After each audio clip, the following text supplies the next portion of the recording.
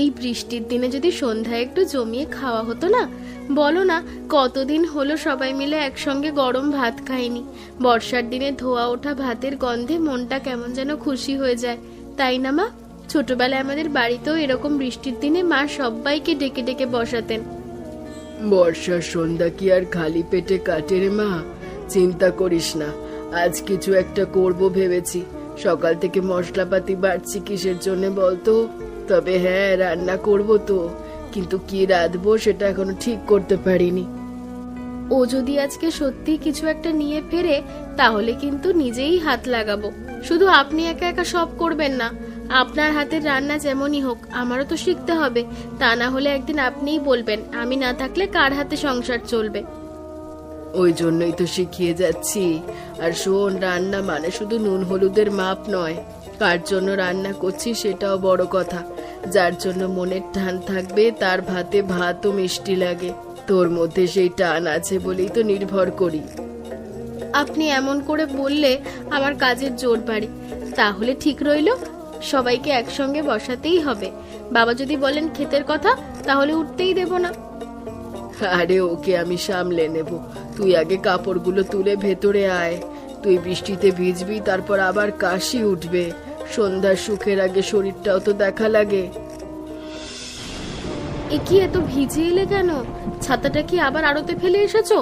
গতবারও তো একই কাণ্ড করেছিলে। তোমার ভেজা কাপড় শুকোতে শুকোতে আমার হাত খসে যায়, সেটা একটু বোঝো।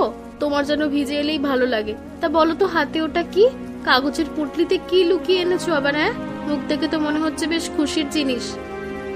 আগে গামছাটা দাও, তারপর বলছি। তুমি তো এক নিঃশ্বাসে এত কথা বলো যে আমি উত্তর দেওয়ার ফাঁকই পাই না। আর ছাতার কথা বলছো? আজ আর ফেলে আসিনি, আড়তের খুঁটির সঙ্গে বেঁধে রেখে এসেছি যাতে ভুলে না যায়। তবে ভিজেছি ঠিকই, কাজের ভিড়ে টের পাইনি, কিন্তু এই পুঁটলিটা ভিজতে দিইনি এক ফোঁটাও।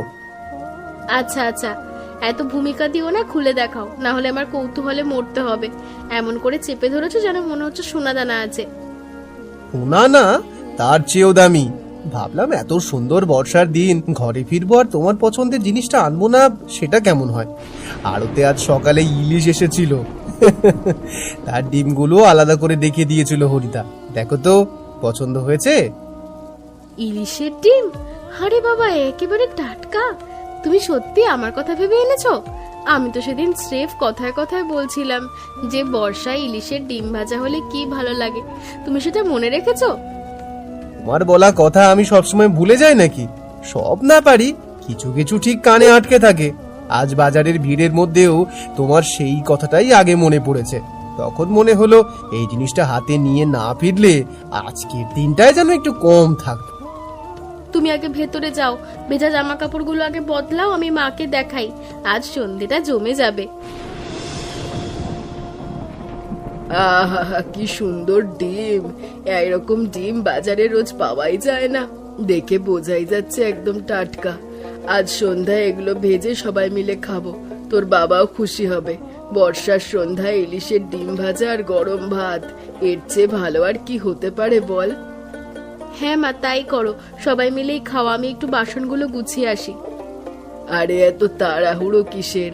আগে দেখ তো কিভাবে ভাজবো, তোরও তো শেখা দরকার। এই ডিমে বেশি মশলা লাগে না, টাটকা হলে নিজের গন্ধেই অর্ধেক রান্না হয়ে যায়। শিখবো মা, অবশ্যই শিখবো। আপনি করেন, আমি একটু পরেই আসছি।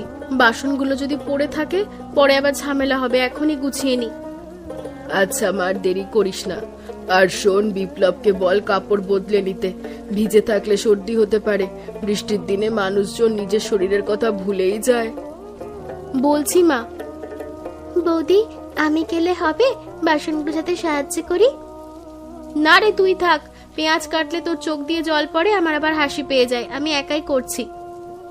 দেখলি তো, মুখে কিছু বলছে না, কিন্তু কেমন যেন চুপসে গেল। তা যাক না, একটু পর ঠিক হয়ে যাবে। কি হয়েছে তোমার? কিছুক্ষণ আগেও তো হাসছিলে, এখন এত চুপচাপ কেন?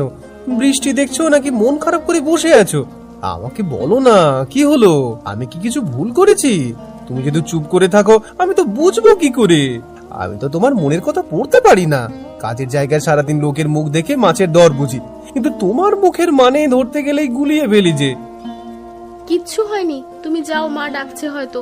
আমি একটু বসি এখানে, বৃষ্টি দেখতে খুব ভালো লাগছে। সব সময় তো সব কথা বলতে হয় না, তাই না? কিছু কিছু কথা নিজের কাছেই থাকুক। তাছাড়া তোমার ভিজে শরীর, আগে চা খাও, জামা পাল্টাও। আমার জন্য এত চিন্তা করার দরকার নেই। দরকার নেই মানে? তুমি মন খারাপ করে বসে থাকবে আর আমি বুঝি নির্ভাবনায় চা খাবো? তা কি হয়? তুমি রেগে গেলে তোমার চোখের কোণায় একটু টান পড়ে, তোমার কথা ছোট হয়ে যায়, আমি সবই দেখি, শুধু কারণটা না ধরতে পারি না। তুমি সবই যখন দেখো তখন এটাও দেখো, আমি একটু একা থাকতে চাইছি। তার মানে তো এই নয় যে তোমার উপর রাগ করেছি। মানুষ কখনো কখনো নিজের ভেতরেও বসে থাকে। তাছাড়া এই বৃষ্টি, এই সন্ধ্যা, এমন সময় কথা কম বললেও মন্দ লাগে না। ঠিক, কিন্তু তোমার চুপ থাকাটা আজ ভালো লাগছে না। মনে হচ্ছে কিছু একটা আমার হাত ফসকে গেছে।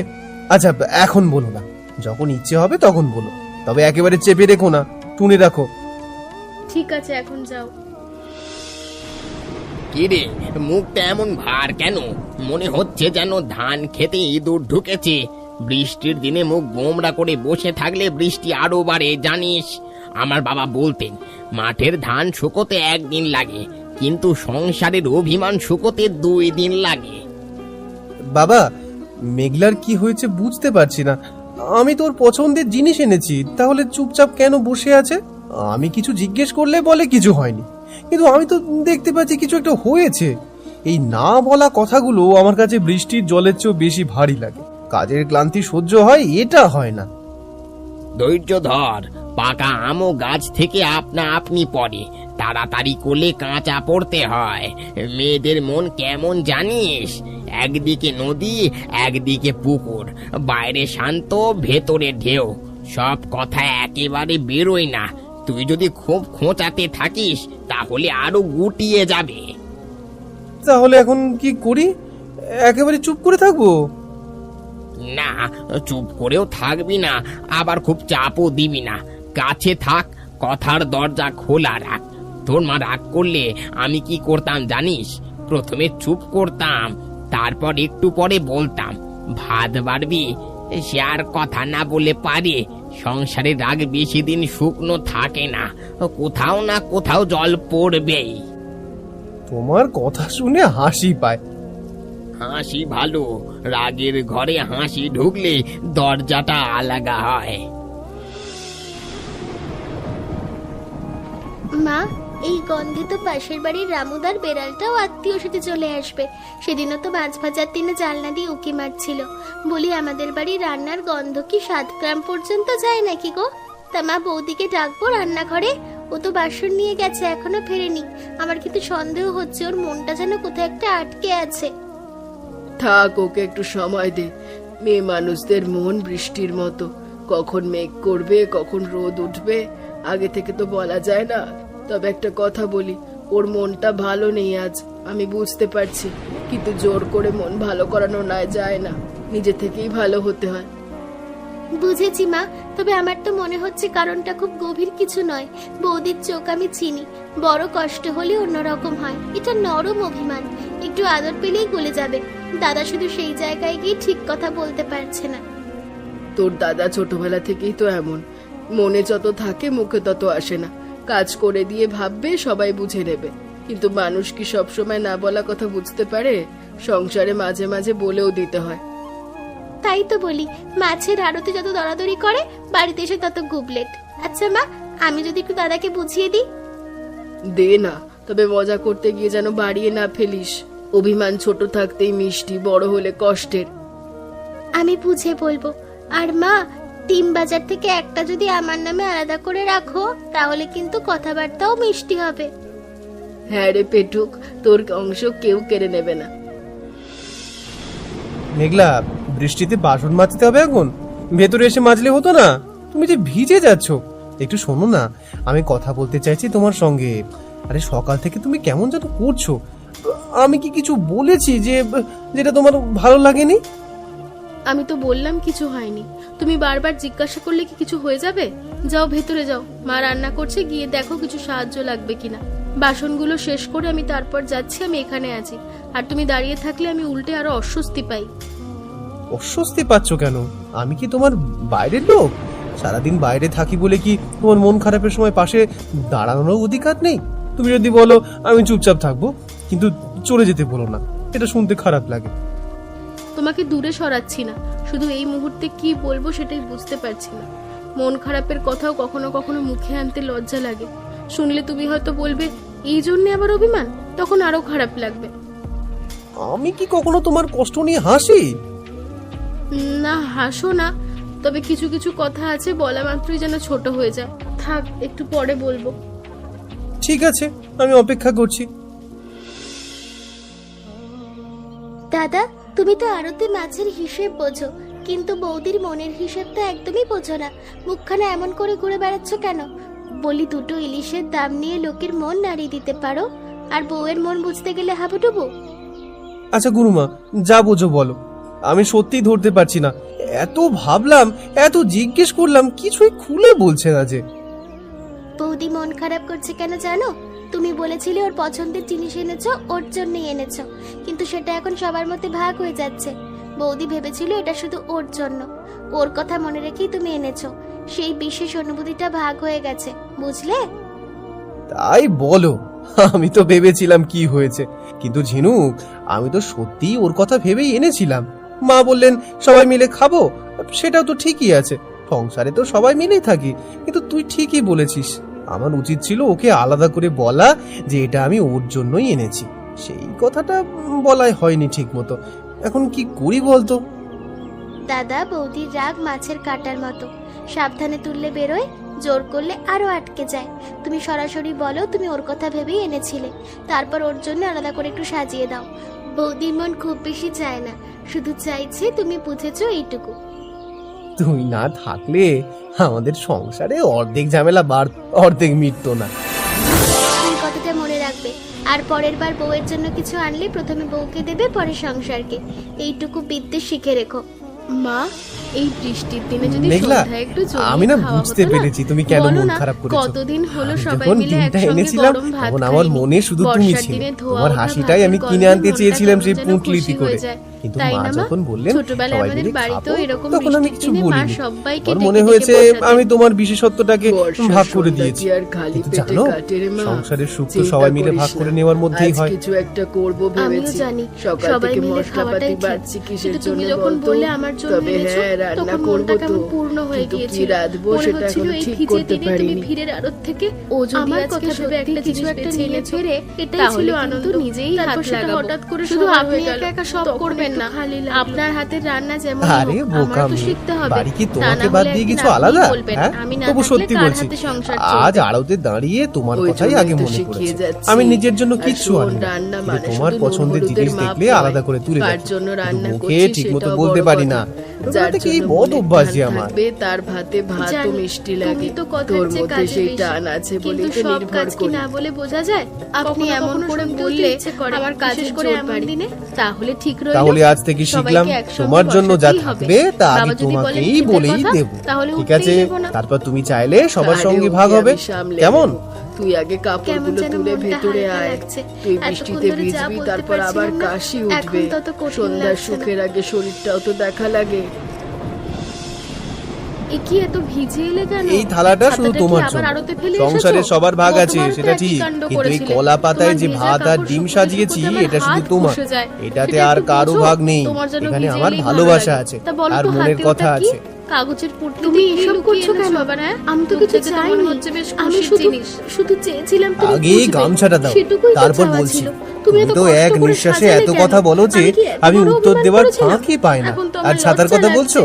আজ সত্যি আর বলছি, ফেলে আসিনি, তোমার এই কলা আরতির পাতার খুঁটির থালাটা সঙ্গে দেখে আমার বেঁধে চোখ রেখে ভিজে এসেছি, আসছে। যাতে যেন ভুলে না খাবার যায়। না। তবে আমার ভিজেছে মনটাই বুঝে ঠিকই, এনে সামলে রাখলে। কাজের ভিড়ে টের পাইনি। লজ্জা পাওয়ার কিছু পুঁটলিটা নেই। ভিজতে তোমার দিয়ে যা কষ্ট কষ্ট হয়েছে হয়েছে সেটা আমার কাছেই তো বলতে আচ্ছা, পারবে। আচ্ছা। আর দেখো, এত ভূমিকা এই দিও না, খুলে এইটুকু দেখো। আলাদা নাহলে করে আমার দেওয়ার যদি কৌতূহলে তোমার মরতে মন হবে। ভালো হয়, এমন করে তাহলে চেপে এটা ধরেছো কষ্ট যেন না, মনে হচ্ছে বরং সোনা দানা ভালোই আছে। লাগছে। সারাদিনে ভিজে না, না, ক্লান্তিটা উদাও হয়ে তার গেছে। চেয়েও দামি। কিন্তু ভাবলাম আমি এত একা খেতে সুন্দর পারবো না। বর্ষার দিন, তুমি ঘরে পাশে না ফিরবো আর থাকলে তোমার এটা পছন্দের স্বাদই হবে জিনিসটা না। আনবো তুমি না, বসো, সেটা আমি এক কেমন টুকরো হয়? তোমার মুখেও আরতে তুলে আজ দেবো। সকালে তবেই ইলিশ স্বাদ এসেছিল, হবে।